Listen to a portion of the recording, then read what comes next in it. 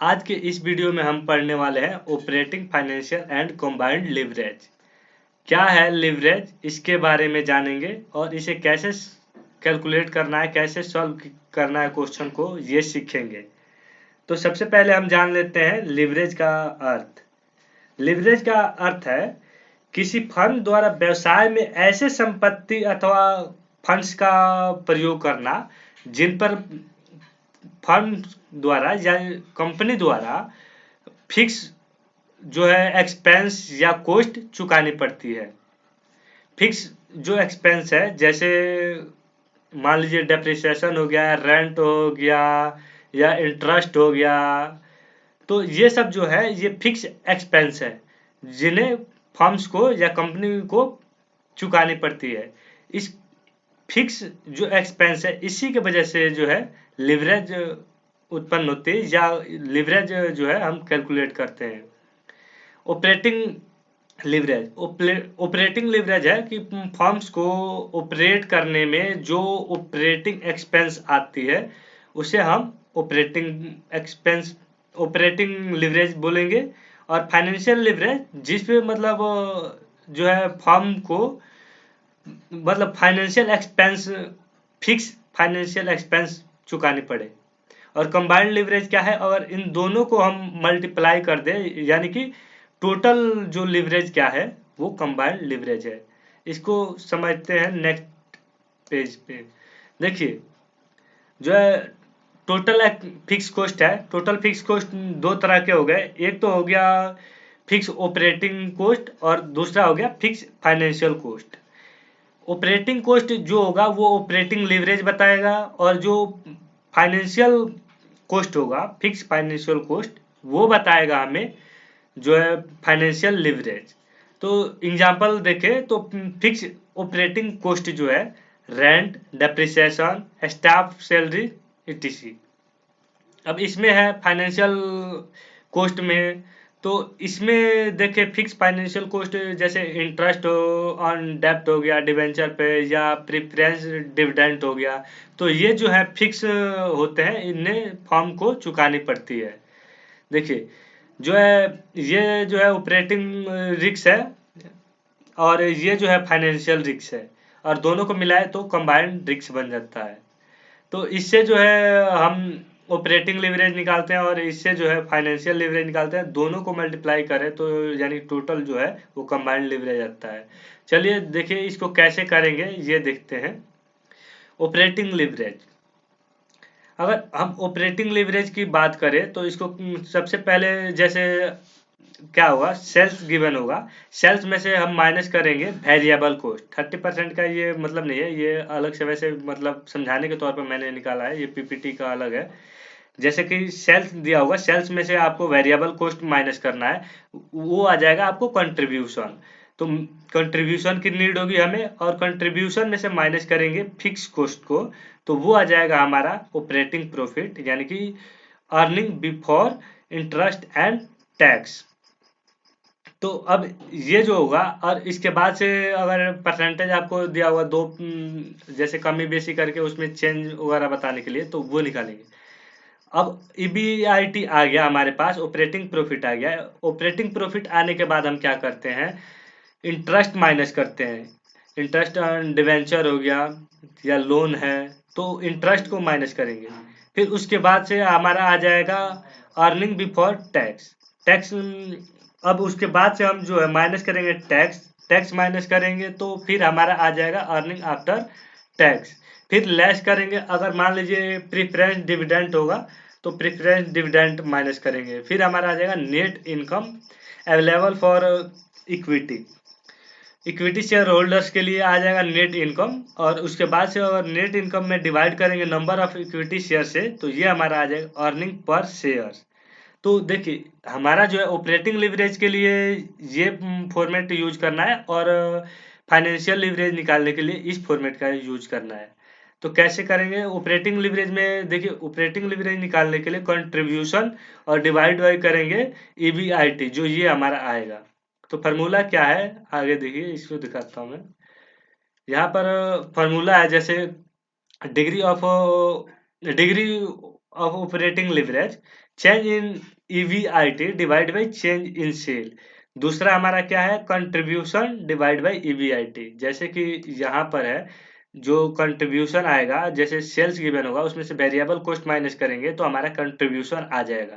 Contribution आएगा, contribution को जो है डिवाइड करेंगे ईबीआईटी से, कंट्रीब्यूशन में से फिक्स कॉस्ट घटाने के बाद ईबीआईटी आएगा। तो इससे दूसरा अल्टरनेटिव जो फॉर्मूला है वो है चेंज इनटू ईबीआईटी, जो ये निकालेंगे चेंज इनटू ईबीआईटी, उसके बाद से इसको हम डिवाइड करेंगे चेंज इनटू सेल में, सेल से कितना, जितना परसेंट अगर सेल में चेंजमेंट दिया होगा। चलिए अब हम एक एग्जांपल के माध्यम से समझते हैं, जब अच्छे से समझ आएगा। एग्जांपल है, यहाँ पर सेल आपको गिवन है 50,000 और वेरिएबल कॉस्ट है 50%, तो 50% इसका हो गया 25,000। कंट्रीब्यूशन आएगा, अब इसको जो वेरिएबल कॉस्ट को माइनस करेंगे तो ये आ गया कंट्रीब्यूशन 25,000। उसके बाद से जो है फिक्स कॉस्ट इसमें मान लीजिए कुछ भी नहीं है तो नील हो गया। उसके बाद से ऑपरेटिंग प्रॉफिट जो है ये आ गया हमारा, जो है अगर फिक्स कॉस्ट है ही नहीं तो कंट्रीब्यूशन वही चीज हो गया। अगर इंक्रीजमेंट की बात करें कि 20% जो है सेल में इंक्रीजमेंट किया जाना है या डिक्रीज करना है, तो 50,000 का 20% निकालेंगे, इसको ऐड करके यहाँ पर दिखाएंगे तो ये हो गया 60,000। और डिक्रीज की बात करें तो 40,000 हो गया। अब जो वेरिएबल कॉस्ट है, वेरिएबल कॉस्ट भी इंक्रीज और डिक्रीज के बेस पर होगा। जैसे 20% डिक्रीज करेंगे तो 25,000 का 20% डिक्रीज करके करेंगे तो ये हो गया हमारा 30,000, 5,000 आएगा। और अगर डिक्रीज की बात करें, सॉरी ये इंक्रीज की बात है तो वो 5,000 और बढ़ जाएगा, 30,000 हो गया। डिक्रीज की बात करें तो 5,000 इसमें से माइनस हो जाएगा, 20,000 हो जाएगा। तो ये हमारा जो है सेल में से वेरिएबल कॉस्ट को माइनस करेंगे तो हमारा आ गया कंट्रीब्यूशन, और फिक्स कॉस्ट इसमें गिवन नहीं है। तो अब चेंज इन ईबीआईटी कैसे कैलकुलेट करेंगे, चेंज इन टू ईबीआईटी। अब देखिए 25,000 था, अब 25 से अगर इंक्रीजमेंट हुआ तो 30,000 हो गया, तो 30 माइनस करेंगे हम 25। उसके बाद से जो है 25, 5,000 हो गया, 5,000 डिवाइड बाई 25 मल्टीप्लाई 100, तो ये हमारा 20% आएगा। इसी प्रकार से इसका भी करना है। नेक्स्ट एग्जांपल देखिए, इसमें परसेंटेज भी निकाला हुआ है। जैसे सेल्स है मान लीजिए 50,000, और उसके बाद से जो है वेरिएबल कॉस्ट है 30%, 30% हो गया आपका 15,000। अब जैसे वेरिएबल कॉस्ट माइनस करेंगे तो हमारा आ जाएगा कंट्रीब्यूशन, कंट्रीब्यूशन आएगा। उसके बाद से लेस करेंगे फिक्स कॉस्ट, फिक्स कॉस्ट इसमें मान लीजिए 10,000 है, तो 10,000 माइनस किए तो ये हमारा आ गया ऑपरेटिंग प्रॉफिट जो है 25,000। अब 25,000 ऑपरेटिंग प्रॉफिट यानी कि ईबीआईटी आ गया, तो कंट्रीब्यूशन 35,000 डिवाइड बाई करेंगे 25,000, तो जो हमारा आएगा ये ऑपरेटिंग लिवरेज आएगा। अगर 20% इंक्रीज और 20% डिक्रीज की बात करें तो ये अलग हो जाएगा। जैसे अब इसमें है सेल्स का 20% इंक्रीज किए तो 60,000 और 40,000 ये हो गया। और वेरिएबल कॉस्ट यहाँ पर 30% लिए हैं, तो 30% जो है इसका 15,000 का 20% इंक्रीज करके घटाएंगे वेरिएबल कॉस्ट, तो ये 18,000 हो गया। और 20% माइनस करेंगे तो ये 12,000 हो गया। तो अब इसके बाद से जो है इसको माइनस करने के बाद कंट्रीब्यूशन हमारा आ जाएगा। कंट्रीब्यूशन के बाद से जो है फिक्स कॉस्ट माइनस किए, सब में से सेम होगा फिक्स कॉस्ट, जो फिक्स कॉस्ट में इंक्रीज और डिक्रीज नहीं होगा क्यों फिक्स कॉस्ट फिक्स ही रहता है। तो अब उसके बाद से जो है ये आ गया हमारा ईबीआईटी। अब कैसे निकालेंगे चेंज इनटू ईबीआईटी, यानी change in operating profit, profit divide by existing profit multiply गुणा 100। तो अब यहाँ 32,000 माइनस 25,000 डिवाइड बाई 25,000 मल्टीप्लाई गुणा 100, तो ये हमारा 28% इंक्रीज आया। जितना इंक्रीज हुआ उतना ही डिक्रीज भी होगा। अब देखिए इसको फार्मूला के माध्यम से इसे कैसे ऑपरेटिंग लिवरेज निकालेंगे। तो यहाँ जो है कंट्रीब्यूशन, कंट्रीब्यूशन जो है 35,000 है, डिवाइड बाई 25,000 करेंगे तो ये हमारा है ऑपरेटिंग लिवरेज आएगा। कैसे करेंगे ये देखिए। पहले सबसे पहले इसमें इन्होंने निकाला हुआ है चेंज इन परसेंटेज वाले से, तो चेंज इन परसेंटेज के मेथड से है। तो ये देखिए सबसे पहले उसमें क्या है, ईबीआईटी में कितना चेंज हुआ, जो ईबीआईटी में परसेंटेज चेंज, यानी कि यहाँ पर 28% इंक्रीज वाले में इंक्रीज हुआ, डिक्रीज वाले में डिक्रीज हुआ। तो 28% इंक्रीजमेंट हुआ है, तो इसको change into EBIT 28 divide by change into sale, ये है change into EBIT divide by change into sale. 28% divide by 20%, 20% sale में जो है चेंज हो रहा है। तो इस प्रकार जो है हमारा है, ये आ गया 1.4, यानी कि अगर सेल में 1% चेंज होगा तो जो है ऑपरेटिंग प्रॉफिट में 1.4 टाइम्स चेंज आएगा। अगर अल्टरनेटिव तरह से देखें तो ये देखिए, contribution divide by operating profit, contribution हमारा था 35,000 और डिवाइड बाई 25,000 जो कि ईबीआईटी है। देखिए यहाँ पर दिखाता हूँ, ये 35,000 डिवाइड बाई 25,000, तो ये हमारा आ गया डिग्री ऑफ ऑपरेटिंग लिवरेज। तो इस प्रकार से हम degree of operating leverage calculate करेंगे दोनों मेथड से। एक एग्जांपल लेते हैं, इससे अच्छे से क्लियर हो जाएगा आपको। क्या है कि इसमें बोला है Ganpati limited has the flowing cost structure. अब देखिए इसमें है प्रोडक्शन कैपेसिटी अवेलेबल है जो है 5 लाख यूनिट्स है, और उसके बाद से जो है एग्जिस्टिंग ऑपरेटिंग कैपेसिटी है जो वो 80%, यानी कि 5 लाख है, उसका 80% जो है ये यूटिलाइज कैपेसिटी है। तो अब जो सेल निकालेंगे हम, सबसे पहले यूनिट निकालेंगे यहाँ से, 5 लाख का 80% 4 लाख, और उसके बाद से सेल निकालेंगे जो सेलिंग प्राइस दिया हुआ है। अब देखिए क्या सेलिंग प्राइस पर यूनिट जो है ₹5 है, वेरिएबल कॉस्ट जो है ₹3 है, उसके बाद से फिक्स कॉस्ट जो है ₹3 लाख। अब उसके बाद क्या बोला है, show the impact of change in operating profit if the firm start its operation at 100% capacity, also compute degree of operating leverage using both method if the firm want to double its operating profit, how much increase will be required in अब देखिए अगर इनको जो है कि form चाहते हैं double operating के लिए, तो उसको कितना मतलब रिक्वायर्ड चाहिए इंक्रीज करने के लिए सेल में, ये भी बताना है। और अगर 100% कैपेसिटी करती है जब भी बताना है ऑपरेटिंग लिवरेज। क्या करेंगे, सबसे पहले सेल, ये देखिए यहाँ पर कैपेसिटी कितना है इनका, यूटिलाइज कैपेसिटी 80%, 80% जो है यूनिट का 5 लाख, 80% हो गया आपका 4 लाख। अब 4 लाख का सेलिंग प्राइस कितना दिया हुआ है, ₹5 पर यूनिट। तो जो सेल करेंगे ₹5 से, तो ये हमारा हो गया 20 लाख, 20 लाख आ गया। उसके बाद से अब क्या करेंगे, अगर अब 100% का भी ले लेते हैं, 100% कैपेसिटी पर हो जाएगा आपको ₹5 सेलिंग प्राइस है, तो 25,000। अब देखिए यहाँ पर जो है, अब 20 लाख और 25 लाख, इनमें कितना परसेंट चेंज हुआ है सेल में, ये यहाँ से हम कैलकुलेट करेंगे। ना कि यहाँ देख लेंगे कि 80% यूनिट था और यहाँ 100%, 20%, ऐसे नहीं करेंगे। यहाँ change into sale, change into sale के लिए यहाँ से हम माइनस करेंगे 25 lakh minus 20 lakh divide by 20 lakh multiply गुणा 100, इस प्रकार से निकालेंगे। अब आगे देखिए क्या करेंगे, सेल में से माइनस करेंगे वेरिएबल कॉस्ट एज ₹3। अब जो वेरिएबल कॉस्ट है वो ₹3 पर यूनिट है। तो अब यहाँ पर 4 लाख यूनिट है, तो ये हो गया 12 लाख वेरिएबल कॉस्ट। यहाँ 5 लाख है, तो यहाँ हो जाएगा 15 लाख, माइनस किए कंट्रीब्यूशन आ गया। उसके बाद से फिक्स कॉस्ट है, फिक्स कॉस्ट दोनों में सेम रहेगा, फिक्स कॉस्ट माइनस किए हमारा आ गया ईबीआईटी, ईबीआईटी आ गया। अब निकालेंगे change into sale, change into sale क्या है कि यहाँ पर जो है 25 lakh minus 20 lakh divide by 20 lakh multiply 100, ये आ गया 25%। अगर चेंज इनटू सेल देखिए, ये यूनिट को देख लीजिएगा 100% कैपेसिटी, तो 20% पर गलत आंसर आ जाएगा। इसलिए सेल में कितना चेंज हो रहा है उसको निकालेंगे। फिर चेंज इनटू ईबीआईटी। अब चेंज इनटू ईबीआईटी के लिए 7 lakh minus 5 lakh divide by 5 lakh multiply गुणा 100, ये आ गया आपका 40%।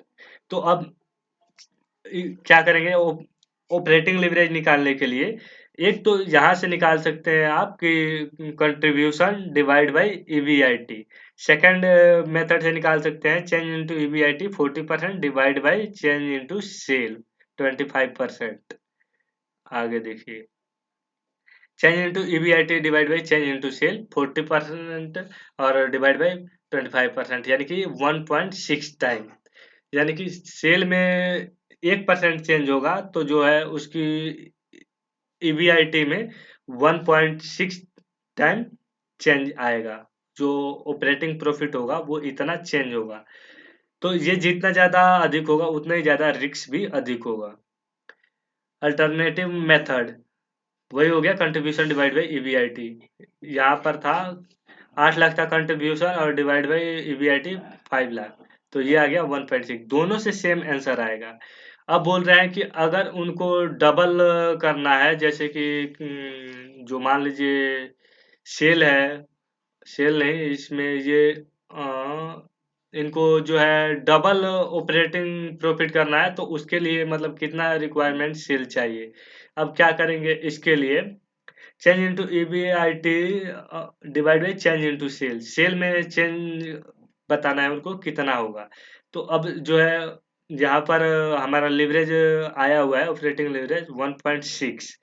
तो अब क्या करेंगे, अगर 100% कर देते हैं यानी कि डबल करना है तो यानी 100 कर देते हैं, और तो चेंज इनटू ईबीआईटी 100 और divide by change into sale equal to 1.6, और इसको कैलकुलेशन करेंगे तो चेंज इनटू सेल आ जाएगा आपको 62%, सॉरी 62.5%। तो जो है इतना परसेंट सेल में चेंज करना पड़ेगा 100% यानी कि डबल करने के लिए। तो ये था हमारा क्वेश्चन। इस प्रकार से आसानी से जो है degree of leverage, degree of operating leverage निकाल सकते हैं। अब नेक्स्ट मेथड हम देखने से पहले एक स्मॉल और एग्जांपल देख लेते हैं। यहाँ पर क्या है, a firm sells its product for rupees 50 per unit. अब उसके बाद क्या है, has variable operating cost of rupees 30 per unit and fix operating cost rupees 5000 per year. It current level of sale is 300 units. Determine the degree of operating leverage. What will happen to EBIT if sale change? अगर raise करे to 350 unit and B करे decrease करे to 250 unit, तो क्या इसमें effect आएगा। तो देखिए अगर 50% यहाँ पर मतलब इंक्रीज 50 यूनिट का ही चेंज आ रहा है, अगर इंक्रीज करे या डिक्रीज करे तो 50 डिवाइड बाई 300 मल्टीप्लाई 100, ये आ जाएगा आपको 16.66% यानी कि 16.7%। अगर इंक्रीज करे या डिक्रीज करे उस बेस पर आपको क्या करना है कि इसको जो है चेंज इनटू ईबीआईटी बता देना है, दिखा देना है। बस यही चीज इसमें है कि ईबीआईटी में क्या चेंज आ रहा है। पहले में अब देखिए डिक्रीज वाले में 0 आ जा रहा है, और उसके बाद से जो है नेक्स्ट इसमें 2000 आ जाएगा अगर पॉजिटिव करे तो ये वही उसी वे में करना है। सेल माइनस करेंगे जो है आप वेरिएबल कॉस्ट, उसके बाद कंट्रीब्यूशन आएगा, लेस करेंगे फिक्स कॉस्ट, उसके बाद से इसमें इंक्रीज और डिक्रीज और कितना क्या अंतर आ रहा है ये दिखाना है। चलिए अब करते हैं फाइनेंशियल लिवरेज। नेक्स्ट करेंगे हम फाइनेंशियल लिवरेज। इसको करने के लिए सबसे पहले हम फार्मूला एक बार और देख लेते हैं। इसमें देखिए इसमें क्या है कि डिग्री ऑफ फाइनेंशियल लिवरेज के लिए change into EPS divide by change in EBIT. जो हम अभी यहाँ बात किए थे कि अगर फाइनेंशियल लीवरेज की बात करें तो ये हमें ईपीएस तक पहुंचना होगा, अर्निंग पर शेयर तक। और उसके बाद से जो है ईबीआईटी, जो है ईबीआईटी में कितना चेंज हो रहा है, कितना परसेंटेज, और ईपीएस में कितना चेंज होगा, इस बेस पे हमें निकालना होगा। तो फाइनेंशियल लीवरेज के लिए है कि अगर जैसे ऑपरेटिंग प्रॉफिट आ गया, उसमें से माइनस कीजिए इंटरेस्ट, उसके बाद से आ जाएगा ये अर्निंग बिफोर टैक्स, माइनस कीजिए टैक्स, फिर अर्निंग आफ्टर टैक्स आ जाएगा, फिर लेस कीजिए प्रेफरेंस डिविडेंड, उसके बाद से फिर आ जाएगा नेट इनकम, उसमें को डिवाइड कीजिए नंबर ऑफ इक्विटी से, तो वो आ जाएगा अर्निंग पर शेयर। तो इस तरह से हम निकालेंगे। अब इसका फॉर्मूला कई तरह से है। देखिए, पहला तो ये हो गया कि change into EPS divide by change in EBIT. Second है कि EBIT divide by earning before tax. Third है कि EBIT divide by EBIT minus interest, minus करेंगे, फिर preference dividend divide by 1 minus tax rate. अब चलिए इसको एग्जांपल से समझते हैं, तब अच्छे से समझ आएगा आपको। ये हमने कर लिया, ये भी कर लिए। अब आता है ये, जैसे यहाँ पर मान लीजिए कि है आपके पास इक्विटी शेयर ₹5 लाख, और जो है 50,000 इक्विटी शेयर एज ₹10। ₹10 पे इक्विटी दिया हुआ है, नंबर ऑफ इक्विटी कितना है 50,000, और उसके बाद से 15% प्रेफरेंस कैपिटल है।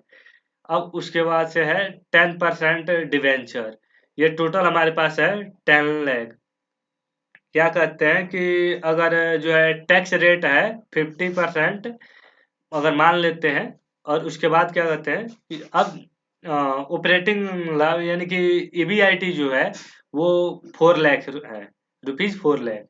और ये कहते हैं कि जो ऑपरेटिंग इनकम है उसमें 20% इंक्रीज और डिक्रीज करने पर, इसमें अंश आय पर पड़ने वाले यानी कि जो है इक्विटी इनकम पर पड़ने वाले इफेक्ट को बताना है, किस प्रकार पड़ेगा। तो ये है आपके पास, देखिए एवीआईटी गिवन है 4 लाख। अब इसमें जो है अगर 20% इंक्रीज और डिक्रीज करेंगे, तो ये 20% इंक्रीज जैसे सेम ऑपरेटिंग लिवरेज में हम देखें वैसे यहाँ पर भी करना है। 4 लाख का 20% और उसको ऐड करके 20% इंक्रीज करेंगे तो ये हो गया 4,80,000। अगर डिक्रीज करेंगे तो 3,20,000। लेस करेंगे इंटरेस्ट ऑन डेब्ट डिवेंचर। देखिए 10% है यहाँ पर, तो 3 लाख का 10% हो गया 30,000। अब 30,000 इंटरेस्ट माइनस करेंगे, इंटरेस्ट सब में से सेम रहेगा, इंक्रीज डिक्रीज नहीं होगा क्योंकि वो फिक्स रेट से इंटरेस्ट लगता है। अब इसके बाद आ गया आपको अर्निंग बिफोर टैक्स। अब 50% यहाँ पर टैक्स मानने को ये बोले हैं, तो 50% टैक्स माइनस करेंगे इसका। तो अब जो है 50% टैक्स माइनस कीजिए, तो अब 50% इसका टैक्स माइनस करेंगे, सबका 50% निकालेंगे, तीनों का अलग अलग, और ये माइनस किए हम तो ये आ गया earning after tax. Earning after tax आने के बाद से जो है 15% प्रेफरेंस शेयर कैपिटल है, तो 15% इसका आ गया, ये आपको 30,000 रुपये आ गया। 30,000 रुपये जो है प्रेफरेंस डिविडेंड इनको फिक्स रेट से देना पड़ेगा, तो इनको तीनों पर सेम रहेगा, क्यों इसमें कोई इंक्रीजमेंट और डिक्रीज नहीं होने वाला है। तो ये तीनों में से माइनस करेंगे हम, जैसे कि एग्जिस्टिंग में और 20% इंक्रीज और डिक्रीज में से, तो ये हमारा आ गया नेट इनकम। नेट इनकम आ गया, और उसके बाद से नंबर ऑफ जो है इक्विटी शेयर यहाँ पर गिवन है 50,000। 50,000 से इसको डिवाइड करेंगे नेट इनकम को, तो ये जो हमारा है ईपीएस आ गया, अर्निंग पर शेयर। यहाँ पर आ गया 3.1, और यहाँ पर आ गया 3.9, और यहाँ पर आ गया 2.3। तो अब इसमें देखेंगे चेंज इन, पहले में तो चेंज इन ईपीएस होगा नहीं, इसमें तो सेम हो ही रहेगा। सेकंड अगर इंक्रीज किए 20% तो क्या आएगा, 3.9 minus 3.1 old divide by 3.1 multiply 100, तो ये आ गया हमारा 25.81%। सेम डिक्रीज होगा। और उसके बाद से कैसे अब इसको निकालेंगे, ये देखिए, change into EPS divide by change into EBIT. EBIT में कितना कर रहे हैं, यहाँ पर 20% कर रहे हैं। और उसके बाद से EPS में कितना है, 25.81%। तो अब यहाँ पर करेंगे 25.81% डिवाइड बाई 20%, ये आ गया हमारा 1.29 टाइम्स। यानी कि अगर जो है ऑपरेटिंग इनकम में 1% चेंज होगा, तो ये प्रति अंश यानी कि ईच इक्विटी इनकम पर 1.29 टाइम्स, यानी कि उतना गुना उसमें परिवर्तन होगा। तो जो है जितना अधिक मान लीजिए आपके पास फर्म के पास ये DFL आता है, उतना ही अधिक जोखिम भी होगा। तो इस प्रकार से जो है जिस पे ज़्यादा इनको फिक्स रेट से इंटरेस्ट मान लीजिए, या डिविडेंड मान लीजिए, जैसे प्रेफरेंस डिविडेंड, तो इनको उसको कम यूज करना चाहिए फर्म्स को। तो इस प्रकार से जो है इसको हम कैलकुलेट करेंगे। अब नेक्स्ट अल्टरनेटिव मेथड जो है एक, वो देख लेते हैं। ये क्या है कि EBIT divide by EBIT minus interest minus preference dividend divide by 1 minus tax rate. देखिए EBIT यहाँ पर है, EBIT मान लीजिए कितना है, यहाँ है 4 लाख, 4 लाख EBIT है। उसके बाद से इंटरेस्ट कितना था, इंटरेस्ट जो है 30 लाख, सॉरी 30,000 है। एक बार देख लेते हैं कंफर्म इसमें, ये हमारे पास, हाँ 30,000 है। 30,000 प्रेफरेंस डिविडेंड भी है और इंटरेस्ट भी है, दोनों सेम है। तो अब क्या करेंगे, इंटरेस्ट की जगह पर हमने 30,000 पुट किया, और preference dividend 30,000 divide by 1 minus tax. Tax rate जो है 50% है, यानी कि 0.5। अब ये कैलकुलेशन हम करेंगे तो हमारा सेम आंसर वही आएगा, 1.29 टाइम्स। 4 lakh divide by 3,10,000। तो दोनों ही मेथड से सेम आंसर आया। अब नेक्स्ट है कंबाइंड लिवरेज, यानी टोटल लिवरेज। टोटल लिवरेज क्या है, अगर degree of operating leverage multiply गुणा डिग्री ऑफ फाइनेंशियल लिवरेज करें, तो ये हमारा जो आएगा वो हमारा कंबाइंड लिवरेज आ जाएगा। दोनों हमारे पास एक, अगर क्वेश्चन को हम दो मेथड से करते हैं, दोनों का अगर मल्टीप्लाई करते हैं ऑपरेटिंग लिवरेज और फाइनेंशियल लिवरेज, तो कंबाइंड लिवरेज आ जाएगा। अब इसको कैसे हम कर सकते हैं, अदर्स दूसरा भी तरीका है इसका। जैसे डिग्री ऑफ ऑपरेटिंग लिवरेज है कंट्रीब्यूशन डिवाइड बाई EBIT, और जो है डिग्री ऑफ फाइनेंशियल लिवरेज है EBIT divide by EBIT minus interest. तो अब यहाँ EBIT कट जाएगा, contribution divide by EBIT minus interest, एक अल्टरनेटिव ये फार्मूला भी हो जाएगा। और दूसरा है change into EPS divide by change into sale. देखिए EPS और EBIT ये फाइनेंशियल लिवरेज में था, चेंज इनटू EPS और डिवाइड बाई EBIT ये फाइनेंशियल लिवरेज वाला बात नहीं हो रहा है। यहाँ change into EPS divide by change into sale होगा, तब वो हो जाएगा कंबाइंड लिवरेज। इसमें थोड़ा सा ही फर्क है कि EBIT के जगह पर सेल आ जाएगा, तो कंबाइंड लिवरेज। तो ये था हमारा जो है डिग्री ऑफ कंबाइंड लिवरेज। तो इस प्रकार से हम जो है लिवरेज पढ़ेंगे, और इस प्रकार से कैलकुलेशन करेंगे लिवरेज की। तो ये था आज की video, combined leverage, financial leverage और ऑपरेटिंग लिवरेज। तो मैं उम्मीद करता हूँ कि ये वीडियो आपको अच्छी लगी है और इससे आपको सीखने को मिला है, कुछ ना कुछ सीखने को मिला है, और अच्छे से समझ आया हो। तो इसको आप कमेंट में ज़रूर बताइए कि वीडियो कैसी लगी, और वीडियो को लाइक सब्सक्राइब और शेयर करना बिल्कुल भी ना भूलें। मिलते हैं नेक्स्ट वीडियो में, तब तक के लिए जय हिंद जय भारत।